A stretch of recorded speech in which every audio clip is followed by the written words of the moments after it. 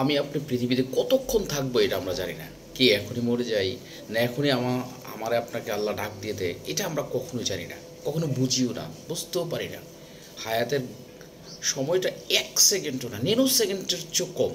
আপনি এই মুহূর্তে এত বড় বড় কথা বলতেছেন, এত বড় বড় লেকচার দিতেছেন, একটু পরে আপনি আপনার মৃত্যুর সংবাদটা মাইকে অ্যালাউন করবে যে অমুকে মারা গেছে, অমুকের লাশটা দাপন করার কথা, একটা হুজুর চলে আসবে আপনাকে গোসল দিবে। আপনার এই যে বড়াইটা মাত্র অল্প ন্যানো সেকেন্ডের চেয়েও কম। আপনি চাইলেও পারবেন না তখন সেখান থেকে ফিরে আসতে। এই ফিরে আসাটা যখন আমরা পারবই না, আমরা কি করেছি, পাথেয়াটা কি ছিল, আমাদের ভিতর থেকে কি ছিল, আমরা কি পারতাম, কি করতাম, কি করেছি, এইটাকে একটু ভাবুন তো। আপনার এই পিছনের যে 40, 50, 30, 20 যতই হোক সময়টুকু, এই সময়টা কতটুকু ভালো কাজ করেছি, কতটুকু মানুষের মঙ্গল কাজ করেছি, কতটা ন্যায়সঙ্গত কথা বলেছি, এটা একটু ভাবুন তো। তারপর অ্যান্সারটুকু পেয়ে যাবেন যে আমরা কি করতে এসেছি, কি পাচ্ছি, কি হচ্ছে, কি দ্বারা আমাদের নিজের থেকে হবে, এটা অ্যান্সারটুকু পেয়ে যাবেন বা আমরা পাবো। একটা কথা মনে রাখবেন, যারা লড়তে ভয় পায় তারাই শুধু ধর্মের নামে আশ্রম খুলে খোদার কসম কাটে। কথাটা বুঝে নাই? যারা লড়তে ভয় পায়, যারা সত্যকে বলতে ভয় পায়, যারা পরিশ্রম করতে ভয় পায়, তারাই শুধু ধর্মের নামে আশ্রম খুলে খোদাকে কসম কাটায় যে খোদার কসম এটা আমি করিনি, খোদার কসম করতে পারবো না। অন্যায়কে প্রশ্রয় দিয়ে যারা, তারাই এসব নিয়ে কথা বলে। আমার কথাটা মিলিয়ে নিয়ে আসুন, নিজের মগজটাকে একটু ভাবাই। আমি আজ যদি মরে যাই, আমি যদি এক্ষুনি মরে যাই, কালকে আমি সত্য বলার সাহসটা কোথায় পাবো?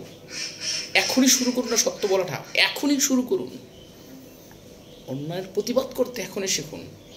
আপনার দ্বারাই হবে, আমার দ্বারাই হবে। চাকরিকে ভয় পাচ্ছেন? আপনার খাওয়াকে খাওয়াবে, আপনার চাকরি চলে গেলে ওই যে উপরওয়ালা একজন আছেন, তিনি সকল মানুষের, সকল সৃষ্টির রিজিকের জন্য ফয়সালা করে রেখেছেন। আপনি সত্যটা বলুন, তিনি ফয়সালার মালিক, তিনি সব কিছু। কখনো আমি আজও পর্যন্ত দেখি না কোনো লোক সত্য বলে তার চাকরি গেছে, তার রিজিক বন্ধ হয়ে গেছে, তার হায়াত শেষ হয়ে গেছে, এরকম দেখি না।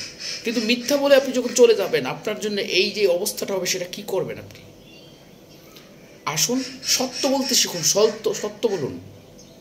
আপনি সত্য না বললে কে বলবে? পিছপা হবেন, পিছিয়ে যাবেন। কতটা পিছিয়ে যাবেন, কতটা পিছিয়ে যাবেন? আপনি যাবেন, আপনার সন্তান যাবে, আপনার নাতিপতি যাবে, আপনার পরবর্তী জেনারেশন এবার পিছাবে। কেন এটা পিছাবেন? কেন এই পিছনটা পিছাবেন? আপনি কি করেছেন? আপনার জেনারেশন, পরবর্তী জেনারেশন প্রশ্ন করবে এসে, তার পরবর্তী প্রজন্ম এসে আপনার পরবর্তী প্রজন্মকে জিজ্ঞাসা করবে যে এই প্রজন্ম কি করে গেছে, কি সত্যটা বলেছে, কি করেছে দেশের জন্য, কি করেছে মানুষের মঙ্গলের জন্য। তখন কি জবাব দেবেন? আপনার প্রতিদিনের কাজটা কতটা ভালো করেছেন, কতটা আপনি সত্য বলেছেন?